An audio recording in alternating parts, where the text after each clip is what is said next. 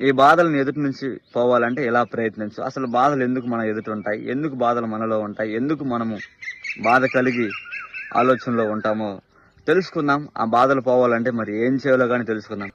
కీర్తనల గ్రంథం 51వ అధ్యాయంలో 3వ వచనంలో దేవుని మాటలు ఉన్నాయి. నా అతిక్రమం నాకు తెలిసే ఉన్నాయి, నా పాపము ఎల్లప్పుడూ నా ఎదుటే ఉన్నదని దావీదు మహారాజు తను మాట్లాడుతున్నాడు. ప్రియ తమ్ముడు చెల్లి సహోదరులారా, దేవుని వాక్యం మనం వింటున్నాం కదా. అయితే బాధలు ఎందుకు మన ఎదుటే ఉంటాయి, బాధలు ఎందుకు మనల్ని చుట్టుముట్టాడుతుంటాయి, ఎందుకు మనం ఆ బాధలోనే బలహీనమైపోతుంటాము అంటే మన అతిక్రమలు మన ఎదుటే ఉన్నాయి, మన పాపం మన ఎల్లప్పుడూ మన ఎదుటే ఉన్నది కాబట్టి దాని నుంచి మనము విడుదల పొందలే. అయితే దావీదు మహారాజు ఈ కీర్తన ఎప్పుడు రాశాడో మీ అందరికి బాగా తెలుసు.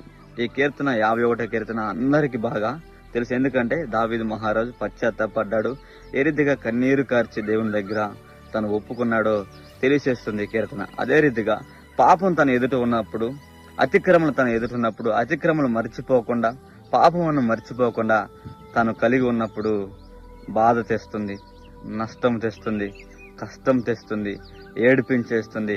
అయితే ఇవి నా నుంచి దూరం అయిపోవాలి, అతిక్రమలు దూరం అయిపోవాలి, ఈ పాపములు దూరం అయిపోవాలి. నేను చేసిన నా దగ్గరే ఉన్నాయి కాబట్టి ఈ నన్ను బాధిస్తున్నాయి, గాయపరుస్తున్నాయి, వేధిస్తున్నాయి, నిద్ర పట్టకుండా చేస్తున్నాయి. అయితే వీటి నుంచి నేను దూరం వెళ్ళాలి, ఇవి నా నుంచి దూరం వెళ్ళాలి. అయితే వీటిని దూరపరిచే దేవుడు నీవే అని తాను కన్నీరు కార్చి ఒప్పుకున్నాడు. ప్రతి తమ్ముడు చెల్లి సహోదరులారా, ఒప్పుకున్న వారే ప్రయోజకులు అవుతారు. తండ్రి దగ్గర అబద్ధాన్ని ఒప్పుకున్నప్పుడు, తల్లి దగ్గర అబద్ధాన్ని ఒప్పుకున్నప్పుడు, ఇది నేను తప్పు చేశానమ్మా, నాన్న ఇది నేను తప్పు చేశాను నాన్న, ఇలా ఇది నాది కరెక్ట్ కాదు అని తండ్రి దగ్గర ఒప్పుకున్నట్లయితే తండ్రి కనికరము చూపి ప్రయోజకునిగా కుమారుని మరిచే విధంగా ఉంటాడు. అలానే ప్రతి తమ్ముడు చెల్లి సహోదరులారా, పాపం ఒప్పుకోకుండా మీరు రక్షించబడరు. పాపాన్ని మీరు ఒప్పుకొని క్రీస్తులో పశ్చాత్తపడ్డట్లయితే దేవుడు రక్షణ ఆనందాన్ని మీకు అనుగ్రహించేవాడుగా ఉన్నాడు. దావీదు అదే అంటాడు, నా అంతరంగమును పరిశుద్ధపరచు, నాకు రక్షణ ఆనందం మళ్ళా అనుగ్రహించము, నేను ఇంకెన్నడూ పాపం చేయను, ఇంకెన్నడూ నేను ఈ పాపం జోలిపోను, నా అతిక్రమలు తొలగించు అంటున్నాడు.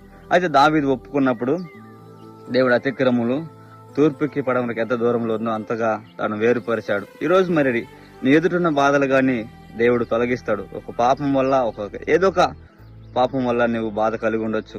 అయితే ఆ బాధలు పోవాలంటే నువ్వు దేవుని ఎదుట ఒప్పుకున్నప్పుడు దేవుడు వాటిని దూరపరిచి నీకు సంతోషాన్ని, సమాధానాన్ని దావీదుకి ఇచ్చినట్లే ఇస్తాడు. అయితే సామెతల గ్రంథంలో ఒక మాట ఉంటుంది, 28వ అధ్యాయం 13వ వచనంలో, అతిక్రమలు దాచిపెట్టేవాడు వర్ధిల్లుడు గాని వాటిని ఒప్పుకొని విడిచిపెట్టినవాడు కనికరించబడతాడు. అంటే కనికరించబడతాడు, రక్షించబడతాడు, సంతోషించబడతాడు, బాధలు పోగొట్టుకుంటాడు, సమాధానం పొందుకుంటాడు, బలం పొందుకుంటాడు, దీవించబడతాడు, ఆశీర్వదించబడతాడు.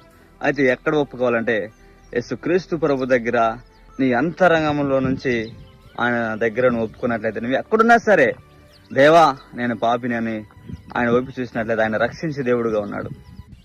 తమ్ముడు చెల్లి సహోదరులారా, తప్పిపోయిన కుమారుడు పందుల దగ్గర ఉన్నప్పుడు దేవా నేను పాపిని, నీకే ఎదుటగా నేను పాపం చేశానని ఒప్పుకున్నాడు. కాబట్టి ఇంటి దగ్గరికి వచ్చేలాగా తండ్రి కనికరించాడు కుమారుని. అలానే దేవుడు మిమ్మల్ని కనికరించే దేవుడుగా ఉన్నాడు. కాబట్టి ఈ బాధలను ఎదుటి నుంచి పోవాలంటే ఒప్పుకో.